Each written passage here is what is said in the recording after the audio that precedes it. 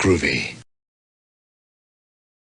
Hey everybody, Jim here, and this is actually a video response to a good fella here on YouTube. Goes by the name SpritesNBytes. Good old Mr. Gareth lives over in the UK.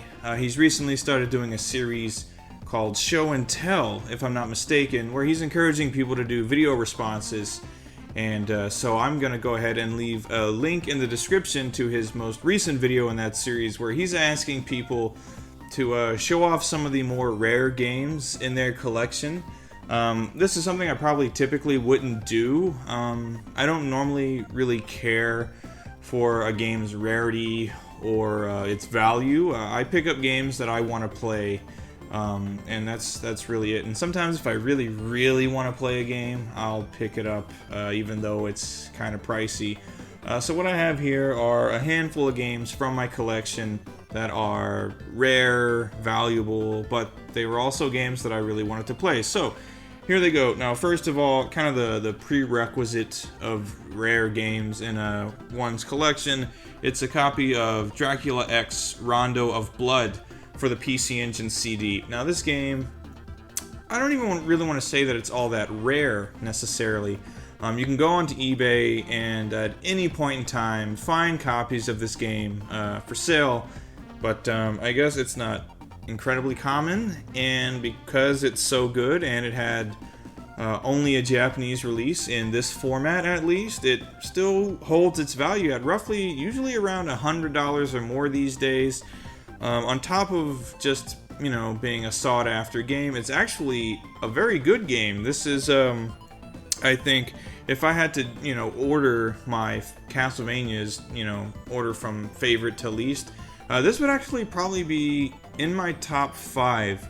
It's actually just a good classic-style Castlevania game with some really good graphics, cool little cutscenes, and an amazing soundtrack. So yeah, Dracula X, rare, much sought after, I guess, kind of valuable, but also a really great game. So there you go, Dracula X. Okay, next up, I actually showed this game off in my Final Fight collection video. It's Final Fight Revenge, and I'm trying to save you guys some glare there. Final Fight Revenge, the second to last official release on the Sega Saturn, in Japan only. It demands a really high price, depending on which version you buy. If you buy this one that I have here, just the plain jewel case, it's already going to be hundreds of dollars. And if you buy the one that comes in the cardboard box with the 4 megabyte RAM card, it's even more. I ended up buying this version, which was still kind of expensive, but I bought it in a game store in Japan. It was not at what it goes for online, so I decided I would pick it up just because I really like the Final Fight series, and I wanted to complete my collection. And like I've said before, I've reviewed this game. It's a decent game. It's not horrible. It's not worth, you know, $300, but it's pretty fun. Final Fight Revenge, kind of rare, valuable, what have you. My most valuable Famicom game, sorry, not Super Famicom, just plain old Famicom. It's Ganbare Dunk Heroes.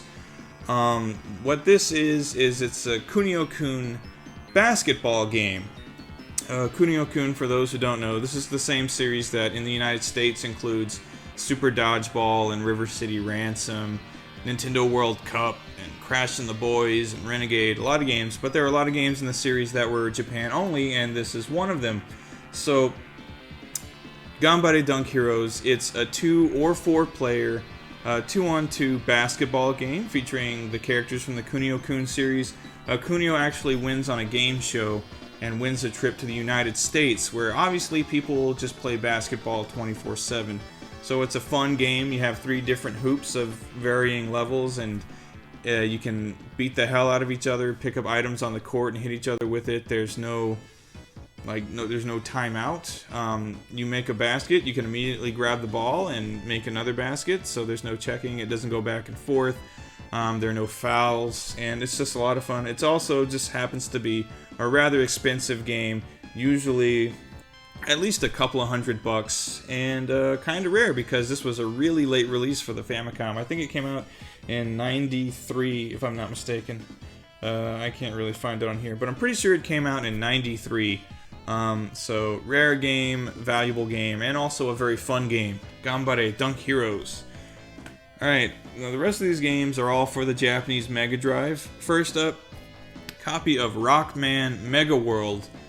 This came out in Europe, I believe, as Mega Man The Wily Wars, and it was also made available in the United States through the Sega Channel at one point in the mid-90s, but it never had a physical release in the United States other than repro carts that have been put out recently. Absolutely love this game. It's a Mega Drive compilation of the first 3 Rockman games. The graphics are updated, the sound, the same soundtrack, just kind of remixed on the Mega Drive sound card, and I actually think it sounds really good. And after you finish all 3 of the Rockman games, you open up an additional game. It's Wily's Tower. It's like a new challenge mode, and in each level of that tower, you can take any number of weapons you want with you from the first 3 games. So you can mix and match all of your weapons and items, and it's very cool. I love this game. Usually pretty expensive online. You're not going to find it for any less than a couple of $100. So kind of rare, the only Rockman game to be released on the Mega Drive. Kind of valuable, but also very, very good, very fun. Rockman Megaworld, awesome game. Now this game here was released worldwide. In Japan, it's called Vampire Killer. In the United States, this is Castlevania Bloodlines, and in PAL regions, it's Castlevania the New Generation, or the Next Generation, I forget which. In Japan, though, simply called Vampire Killer. Now, I know in the United States, this isn't necessarily the most valuable game you're going to get for the Sega Genesis. Bloodlines can usually be found for, correct me if I'm wrong, like maybe $50 or less, maybe even less than that. I might be overshooting it. But in Japan, for whatever reason, it's considerably more rare and more valuable. This game usually goes for a few $100s. And I do like the simple name, Vampire Killer. Cover art's very good. This is a very, very good game as well. The only Castlevania game to be released on the Mega Drive, and they did a very, very good job with it. It plays very well, the graphics are great, and the soundtrack on the Mega Drive is really, really awesome. I like everything about this game. Rare, valuable, and again, very, very good. And next up, I'm going to do these 2 together. A couple of Mega Drive games, typically pretty damn expensive Mega Drive games. This first one, Battle Mania. Now, Battle Mania was released outside of Japan. It was released in the United States as Troubleshooter. This game typically goes for about $150 online. Very good game. It's a shoot 'em up where you play as these 2 characters, Mania and Maria. And they actually kind of remind me of Dirty Pair. If anyone's ever seen that anime, that's kind of like the service they work for. And the company they work for is called Troubleshooter. And basically what it is, a shoot 'em up, the 2 of them fly through the air with rockets strapped on around their hips. You can see her rockets down there. They fly through the air. Mania faces one direction at all times, and Maria, you can flip-flop back and forth which direction she faces. And really fun, very cool, colorful, great graphics, soundtrack, really awesome shoot 'em up. Battle Mania, aka Troubleshooter. But then you come to the sequel, which is Battle Mania Daiginjo. This game was released only in Japan, and I think it was released in South Korea as well. Rather rare, expensive game. Typically, you're not going to see this for any less than $350 maybe.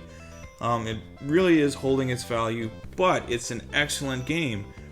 Improved in the graphics and sound departments for sure. Same 2 characters. It can have the same gameplay as the first one. You actually have a choice of how many directions you want to be able to move your character around. So you can choose to have Mania facing one way only, and then Maria can switch back and forth. Or you can choose to have Mania be able to also switch back and forth just like Maria. But there's a third option where you can have Mania move in all 8 directions, kind of like Forgotten Worlds. So you can just fire in a full 360 degrees. This game, very, very good. But hot damn, is it an expensive one. There are repro carts available as well that are not nearly as expensive as buying an actual complete copy of Battle Mania Daiginjo, but it's a great game, and if you ever get a chance to play it, whether it be an original copy, a repro cart, an emulator, whatever, this is actually one of my favorite shoot-'em-ups on the Mega Drive, which is saying a lot, because there's a lot of shoot-'em-ups on that system. I own quite a few of them, and for the most part, they're all really, really good.